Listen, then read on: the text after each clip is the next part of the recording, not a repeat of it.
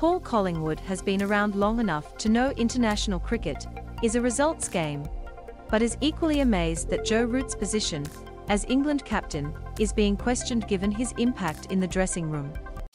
The tour of the Caribbean was intended to be a fresh start for the Test team after the Ashes debacle, but a galling 1-0 defeat to West Indies, sealed by a 10-wicket blowout in Grenada, means England have failed to win their past 5 series, and led to widespread calls for Root to step down. Collingwood understands this reaction on one level and accepts that the Test team, sitting in last position in the World Test Championship, has possibly bottomed out during a winless winter. But, as the interim head coach for the month-long trip, he believes Root's input behind the scenes is not being taken into account and will begin to bear fruit if patience is shown. Sometimes it amazes me that he gets questioned, because of how it feels within the dressing room, Collingwood said. It's the first time I've experienced him as a head coach, and you can see the passion, the drive. There's a hunger to get it right. These aren't just words coming out of his mouth. He's desperate to get the team back to winning. I can't say anything but positivity in terms of what he's done leadership-wise.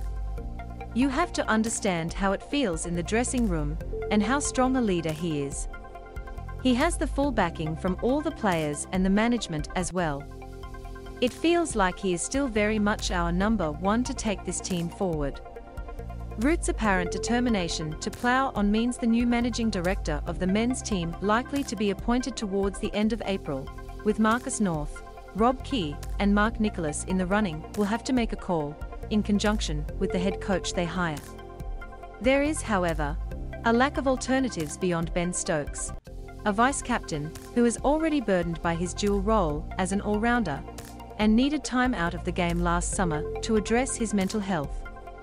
To this end, Collingwood tried to develop a more collaborative approach on the Caribbean tour to grow these boys into leaders, but stressed this was not a soft environment either. The 45-year-old's diagnosis for the loss was a case of a monumental effort, trying to force wins during the first 2 tests, only to then break on the 3rd morning of the decider in Grenada. Joshua Da Silva's unbeaten century scrambled minds in the middle, including Root's, it must be said, and England were then bowled out for a meagre 120 by the medium pace of Kyle Myers. Collingwood said, "The frustration about not being able to take those last 2 wickets quickly on the 3rd morning filtered into the batting in the afternoon. Our decision-making wasn't good enough. It's something we've got to improve upon in pressure situations. We realize that. We said when we came on this tour that we weren't going to be the finished article. But we want to get the right attitude and the right things in the dressing room to progress the team. I think we've done a hell of a lot of good things, which is why it's even more gutting not to get the result in the end." Collingwood also remained unrepentant about the decision to leave Jimmy Anderson and Stuart Broad at home, claiming a player such as Saqib Mahmood would not have got his chance had they been selected. Though debatable, given the back-to-back nature of the series was likely to require a degree of rotation, Mahmood certainly impressed with his SS and composure.